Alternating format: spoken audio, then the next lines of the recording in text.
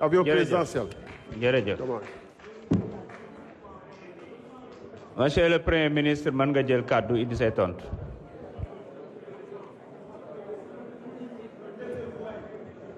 S'il vous plaît. Nañu wéyal déglu bi. Merci beaucoup. Je pense que dans les interpellations de l'honorable député Thierno Alassane Sall, il y a beaucoup d'amalgame.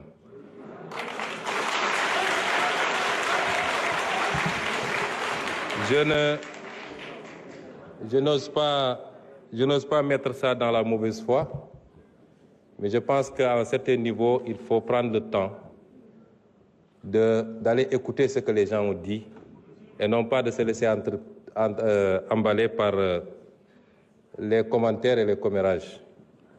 Je n'ai jamais dit que tel fonds était haram. J'ai dit que la caisse noire... Je voudrais, après que vous ayez le temps d'écouter par vous-même, j'ai toujours dit que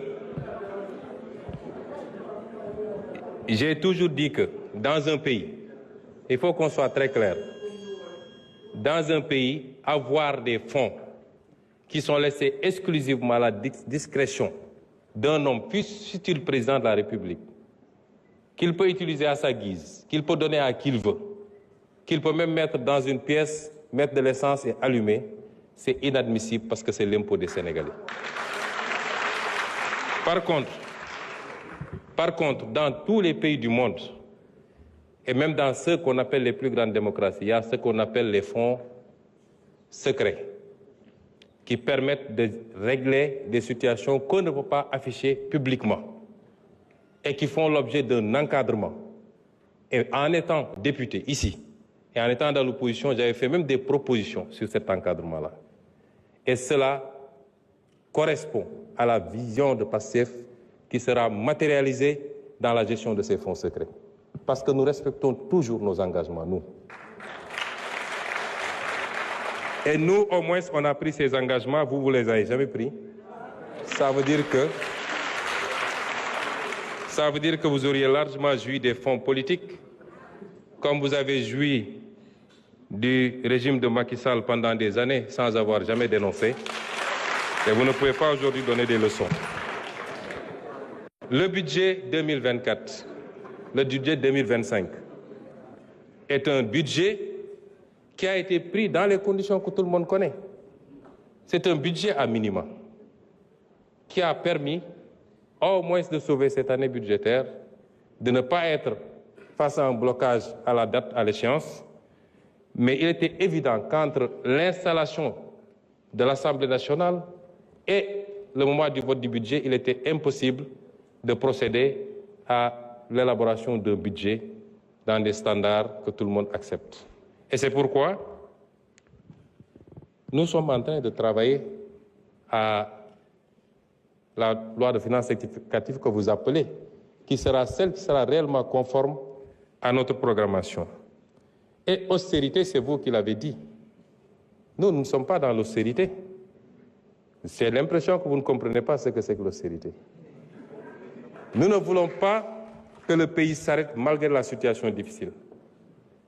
Nous voulons aujourd'hui travailler malgré tout, en faisant des efforts sur nous-mêmes, à dégager des marges budgétaires qui nous permettent, tout en continuant à respecter nos engagements, aussi bien par rapport à la dette intérieure que par rapport vis-à-vis de nos engagements internationaux, de pouvoir avoir des marges budgétaires pour lancer le programme Vision 2050.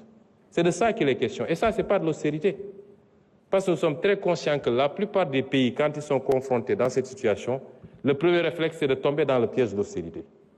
Nous ne sommes pas dans ça. Nous sommes dans le réaménagement qui nous permettrait, tout en tenant compte de la situation catastrophique dont nous avons hérité, de faire les bons choix en rationalisant la dépense publique et en dégageant des marges qui nous permettent, dès la semaine prochaine même, dès les jours à venir, de commencer à lancer le programme, que l'économie ne s'arrête pas, que l'investissement ne s'arrête pas et que nous puissions continuer à produire de la croissance indépendamment de la croissance qui peut provenir des secteurs qu'on connaît habituellement, notamment le pétrole et l'agriculture. C'est ça qu'on est en train de faire. Ça, ce n'est pas de l'austérité, M. Thierno Alassane Sall. Et donc, il faut réviser et revoir un peu ces notions.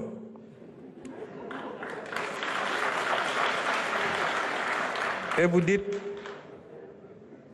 que nous sommes restés 11 mois sans prendre de mesures. Ah non. Durant ces 11 mois, on en a tellement pris des mesures correctives. Mais il se trouve que quand vous arrivez, vous héritez d'un État. Vous lancez des travaux. On ne se lève pas pour dire je rationalise telle agence, j'enlève, etc. On fait des études pour être sûr que les choix qu'on va faire sont les bons. Un État, c'est assez sérieux. Et durant le temps de ces études, il fallait continuer à faire tourner l'État, comme on dit. Et il fallait mettre des gens à la place qu'il faut pour qu'ils travaillent. Parce qu'il n'est pas question aussi qu'on laisse des gens qui ne partagent pas notre vision, qui ne comprennent pas notre combat, continuer à vouloir piloter des directions générales stratégiques ou des agences où on a besoin aujourd'hui de nous installer dans la vision 2050.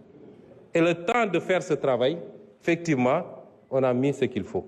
Ce qu'il faut saluer, et vous devez être le premier à le faire, c'est d'avoir le courage de dire, nous ne subirons pas la pression du militant, nous ne subirons pas la demande militante, et nous allons faire les réformes qu'il faut.